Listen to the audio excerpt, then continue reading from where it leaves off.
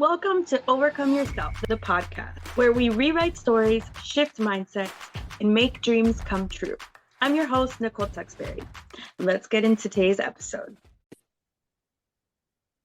Hello there, everyone, and welcome back to the next episode of Overcome Yourself, the podcast. As you know, my name is Nicole, and I'm so excited to be here today with Holly. Now, Holly has an incredible story of overcoming, and I love what you said that it's not like a sexy overcoming story. It's in those quiet moments where we're alone, where like the clapping has stopped, and we have to be really honest with ourselves, and we can only blame ourselves. We realize for me, it was I'm the common denominator in all of this. So I don't know if it was like that for you. But please take it away, Holly. We want to know all about who you are and who you help. Yeah.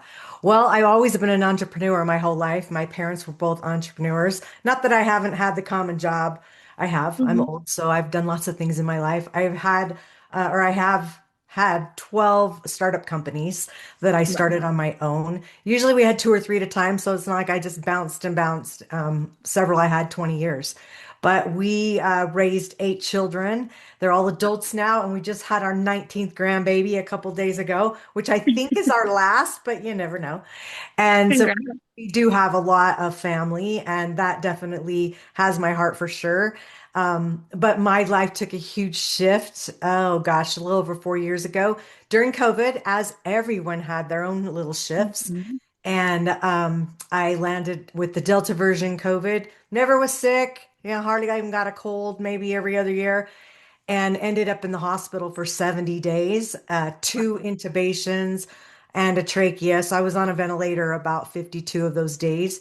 And many of those days was touch and go. And after that, it was like it was the fight of my life because the long COVID set in. And from someone going from super healthy and running companies and, traveling all over the world, speaking and stuff, to now be like confined the other end of not giving service, but having to learn to receive service from others. Biggest lesson of my life. So that's kind of like the gist of it. Yeah, I'm an open book, so you can ask me anything you want. Yes. So, speaking of open books, you wrote a book about this. Can you tell us a little bit about that? I did. So this was actually my 17th book. And that being said, about half of them were anthologies where I was either a chapter in someone else's book or I created a three rules book. Sorry, it's called the Rules Book, but it was a three-book series with women. And I was over that. So I helped 110 total women become international bestsellers. So my 17th book. I'm a numbers person. There's lots of that to my story. And so 17th book had to have 17 chapters. And it is a spiritual book, which none of my other books were spiritual and then personal development. And to me, if we go through something challenging and we're being outspoken about it, we can't if we can't teach something to somebody else, whether they choose to listen or not is up to them. But it's like if I can't give you some lessons of what I learned from my challenges, then to me, why am I wasting my breath? Which is what I lost in my whole story was my breath. So my breath means a lot to me, and I just want to like spread the word. And the book's called Near Death Shift, and shift acronym is surrender, hope, intuition, or faith and transformation. And I teach all those lessons that I learned within that based on eight other strategies that are eight of the chapters at the end. And yeah, I'm super proud of it. It was the longest book I've done and definitely by far the most challenging, spiritually, emotionally draining, mentally draining, but it's okay. It's done, it's out, and so far so good. That is amazing. And just, to be in such a situation where you literally have no control, like you're in a hospital, you are plugged up to machines, like you have no choice. You got to be there. Yeah. And so learning to surrender, that is so scary. And I commend you, right? Because not only were you able to overcome that, but you use that to help others. And we look at the self-development and in self-development, once you reach a level where you've developed, the next stage now is helping others. And so Yeah. that is like next level thinking, and that's just next level stuff. The fact that you're doing that. So thank you. Thank you for being here and thank you for Yeah. sharing this Thanks for having me. journey. Thank you. Yes. So of these the SHIFT acronym, can you give us kind of like a sneak peek into what one of those areas and how we can apply it to our life? Yeah. So the interesting story behind that, it was so cool. So I don't know how to explain it. While I was writing the book, there I was in such a spiritual place. Like it was because all my stories I had out of body, I had a spiritual transformative experience in the hospital and a near-death experience. And so like there's lots of stories. I mean, and if you want to hear those, go on a near-death podcast. I'm on lots of those on YouTube, so you could go search it because it's about a 45-minute story just to tell all of those stories. And the lessons I came out and learned from that and were amazing. And I just feel like, yeah, so I took 5 years ago, I was doing these events called Prosperity Event in Las Vegas every 6 months. And they were for entrepreneurs, business development, personal development, all in one event. And I had created this, what I call eight means to close the gap to prosperity. And the number eight, remember, I'm a numbers gal. So the number eight turned on its side is the infinity sign. And so it was like I use that if those eight things, any of those in what if you know what a life wheel is with different subjects, Mhm. if any of them become out of alignment, there's a gap in the infinity sign. And when there's a gap, then that takes away your prosperity. And prosperity to me, when I say that word, is not all about money. I was never a money motivated person. And so you can be prosperous in love and life and friends and money. And so if you were out of alignment in any of those, there was this gap. So I never created the program for it because COVID hit and then all this stuff, other stuff happened that we've been talking about. So while I was writing the book about the shift, I realized those eight things were my last eight chapters of the book. And that's why there was not a program created for them because they were for this. And so, money's in there, faith's in there, service is in there, uh, presence. So those are like some of them. And then the chapters about that, we talk about people in history based on those things. I give some journal prompts in there.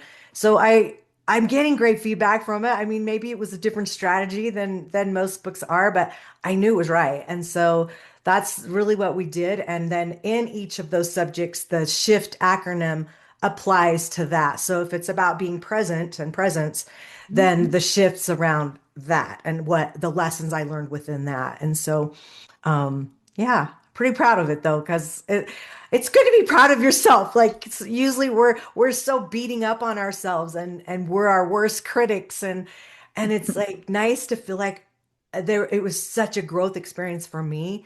I mean, I got the next company name. I just incorporated a new company called International Retreat Association. And it's a new company. It does have to do with retreats like my other company, but there's not an association for 2 to 3 million estimated retreat leaders to belong to. And there's no professional standards created, and there's no values out there that Mhm. people adhere to. And so we're creating it. And that idea came while I was writing all this. So for me, the healing journey just keeps going. And when you say overcome, I don't know if we ever completely just overcome. I think we're overcoming is how I would explain it. Yeah, yeah, absolutely. And I think about, when I hurt my back and I couldn't walk around, like I literally couldn't get out of bed because it hurt too much. Um, I found something else to do with that time. But it was, especially compared to your story, like I was able to grab something, right with it, which I don't think you were able, but you were still able to use that downtime to do something productive, even though what you had was your mind. That's all Yeah. I'm assuming that that's all you had I really available didn't. to you. I mean, when I'm in the hospital, I could do nothing. Mhm. You're on a ventilator. Mhm. I was in a Of coma course. a lot of times, sometimes paralyzed. I mean, I was having all these out of body experiences. So Hmm. there because picture this. I lost all five senses while in the hospital. So they tie Hmm. your hands to a bed when you're on a ventilator, like you'll pull it out. I had no desire to Mhm. do that. And then taste and smell was gone because of COVID. I'm naturally legally blind, way past that. So without some kind of contacts or glasses on, I couldn't see who anyone was. Unless they were about 8 inches in front of my face. And then they all were wearing a mask and the hat and glasses and gowns. So everybody looked the same. And the ventilator took away like 90% of my hearing. So I jokingly say it sounded like the Charlie Brown school teacher. Wah, wah, wah. But like that's what everybody sounded like. So to go, I mean, yeah, it's like, It's almost like a sensory deprivation tank oh, that it's you were off. in for a long time, and that can drive you crazy. So that Yeah, to my point is that you didn't let that break you. You were able to take something good from that because, depending on how you look at it, that could have been, yeah, that could have been really bad. So just the idea of the perspective and how we see it, and it's like, how can I use this? Like, this happened to yeah, me and it sucked, but how can I use this now, instead of letting yourself get caught up in yeah. like, oh my God, my whole life is over now, like I can't do anything. Because look at you now, like you look Oh, amazing, you look like vibrant, appreciate. you're like energetic, like. So tell me actually, I want to lead into, tell me what part gratitude has played in this journey as you've come through this super hard, like literally insane inducing thing. It could be. And you come out the other side and like you're incorporating companies, you're writing books, like you're making things happen. So did gratitude play a part in that? And if so, what role? Well, such a huge part. I mean, there was a lot of days I didn't have so much gratitude, I will be honest, Hmm. Yeah. because Cheers. it took me about a year and a half to really even start functioning again because the long Hmm. COVID, there's over 100 million people suffering from long COVID. 200 symptoms of health is attached to that. So a lot of people have it and don't even realize they have it. But for me, because I was so, bad in the hospital, it just, there were so many complications going from being healthy, walking in on no drugs, walking out on 12, which I quickly got off of because I'm very holistic, but having no doctors to 9 doctors. I mean, I posted something today on my Facebook page that was 4 years ago, and I was talking about all these tests I was having. And I remember there was 9 doctors. I always wondered why people would ever have so many doctors, but I had a specialist for everything because everything was going wrong and all those diagnoses. So there was a lot of those times I would admit I wasn't so grateful. I didn't in my near deaths, I didn't get an opportunity to choose to stay or come back. I probably would have stayed because I don't think we live in the greatest planet and I believe in life after death. And I was in a much better, peaceful, joyful, loving place than here. And honestly, I was kind of like a little bitter, I think, partly because I was given, I say, I mean, God's my higher power, whatever that is for anyone else. But I say, God put me in a coma so I would sit still and listen to the next steps because maybe I was a little off track. I still get some relapses, which I say relapse, maybe it's a flare just because of the rheumatoid arthritis and fibromyalgia. All those things came from. And so when the gratitude came back, and I mean, I was always so grateful for everyone else and what they did because I had such a life of service that I appreciated that. But it was like there was a lot of guilt around that too because it was like, I'm not used to like, I mean, in the hospital, I couldn't even wipe my own butt. I could do nothing. So Yeah. after that, the brain fog came, there's all of those things, and the gratitude really started coming. I mean, my motto every day that I would say to me was better's better. What can I do today to be better than I was yesterday? Because for me, it became all about my health. It was just like I was so laser focused. I really couldn't, I didn't have the mental capacity with all the brain fog to even focus on anything else. But what was Mhm. happening to myself in that moment, which was also very foreign to me. And so it was just like, yeah, better's better. And I still go with that motto. And I notice now, after writing my book, especially that presence, how important that piece of it is, because that's where I raised 8 kids. I was running 2 and 3 companies while I was raising 8 kids. And I was like president of 1,400 soccer kids, and I was president of Rotary International Club. And it's like I was just going, going, going, but I wasn't present. I'm on the soccer field doing a real estate deal while I'm watching, this kid play, but I have three other kids playing on three other fields, and it's all over the place. And so I think learning that presence, and then the gratitude would come where like, wow, I felt like God handed me this life Bible with the end of the story, and here's exactly what's going to happen. Now you have to go back in and fill in all the pages. And what a gift. Who gets that? Like really, who gets that? That they know if I do these things, I get this. This is the outcome. This is the philanthropy that I can create. This is the financial wealth that I can create to do the philanthropy, which is so important to me. So it's just that, yeah, to live in gratitude, I think every day, I think of the little things that happen, and I stop now because it's in my awareness. It wasn't before. And a little thing, and I'll just be like, stop for a minute. Even if I'm climbing a set of stairs, I'll find myself stopping when I think that thought because I'm very ADHD and that thought will go like that. I stop and I say, wow, thank you, God, for this blessing, this gift today, for this, whatever happened. It's usually not even anything I've asked for. I mean, maybe I've subconsciously created it, but it's just random things that we can be grateful for. And I think start with the little stuff because sometimes we can just have the pity party and we sit in that and we don't sit in gratitude. Let's take a quick break. If you're feeling inspired by this conversation, you are definitely going to want to check out my book, which is now available finally for purchase. My book, Overcome Yourself, is a heart-opening journey into the power of gratitude, resilience, and mindset shifts that changed everything for me. When I was only 21, I was told that I had the back of a disabled elderly woman. That diagnosis could have broken me, but instead, it sparked the transformation that I now get to share with others, like you. Inside, I share the real tools that help me rewrite my story and how they can do the same for you. This is not just a book. It's a blueprint for becoming the version of you that you know deep down inside is waiting. You can find it on Amazon, or you can go to my website at nicoletexberry.com/Amazon to check it out. Now let's get back to the episode and the transformation that's waiting for you. Yeah. Yeah, and it's like you mentioned, abundance is everywhere.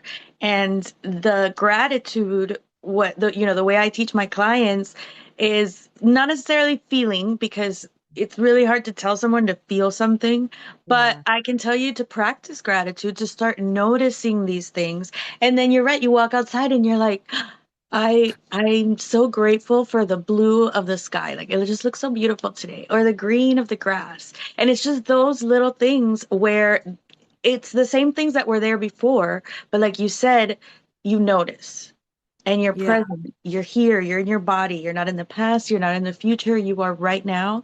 And then you get to enjoy the journey, right?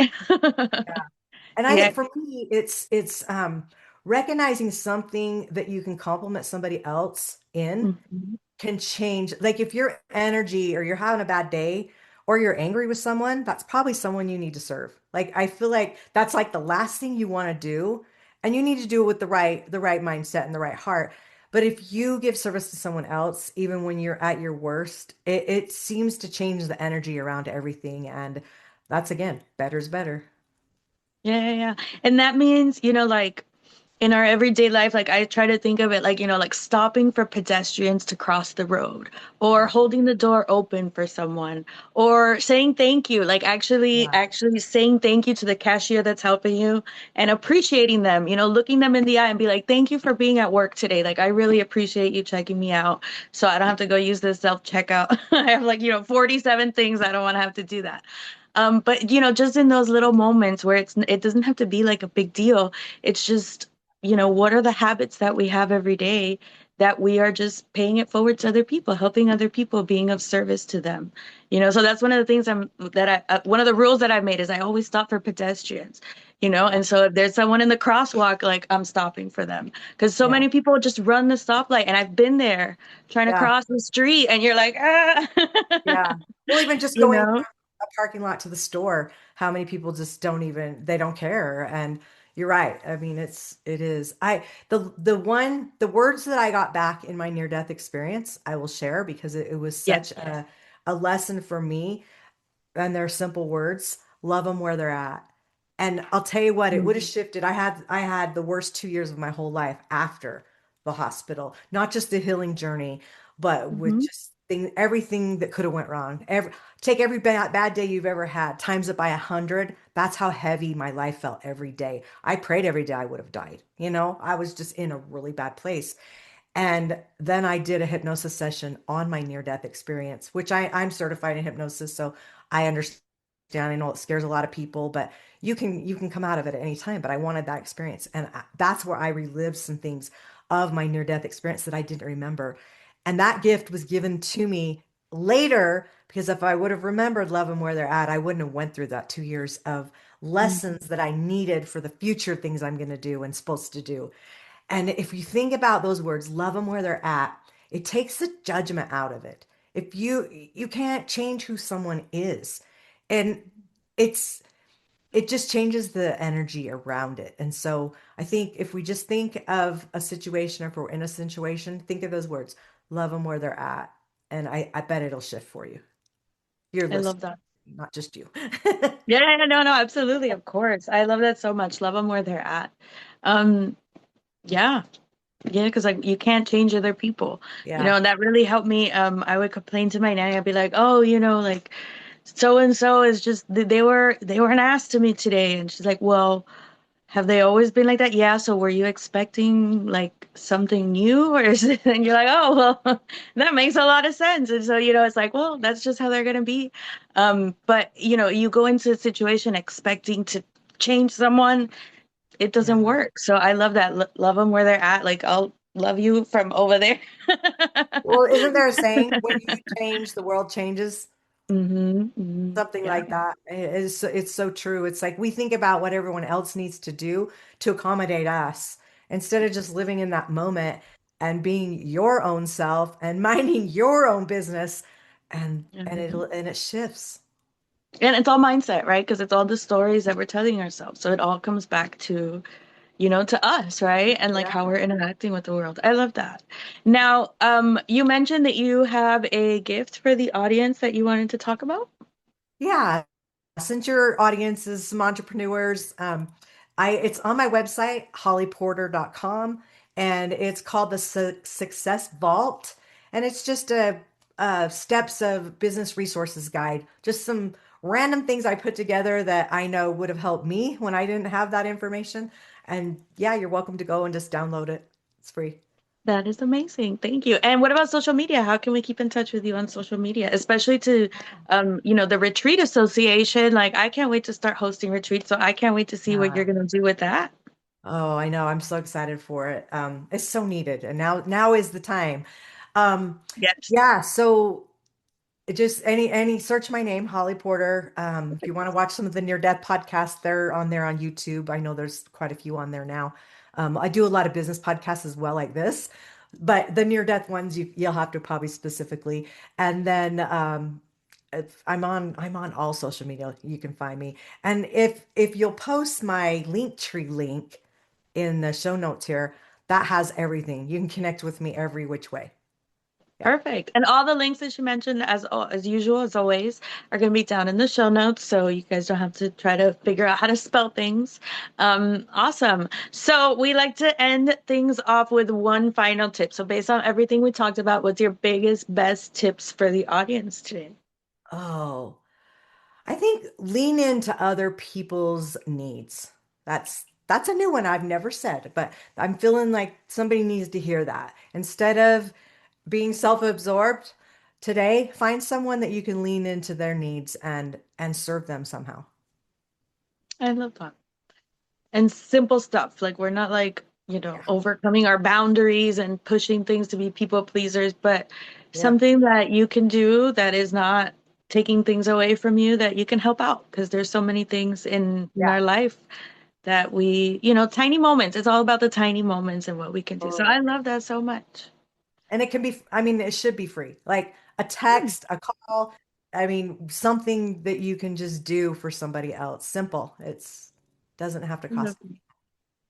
Yes, yes, because it is about the small things. And so I know we like to think like what's this grand gesture that I can make, but that's not what those are not the things. It's the tiny things, maybe making dinner for the sick neighbor, bringing over some soup, or, a grocery store gift card or some groceries. I don't know. Yeah. Well, those cost money, but those are the bigger grand gestures, right? But what about holding the door open, or, Mhm. making sure that maybe somebody needs a sweater and you give them, one sweater you were going to donate or something. Take So your there's tiny neighbor's little garbage things. out. Bring their garbage Yes. can in. Like such simple things that sometimes they're almost so easy that I will say what I have learned for myself is when I have the thought, because I they do go quickly out of my mind. When you have the thought, that's when you act on it.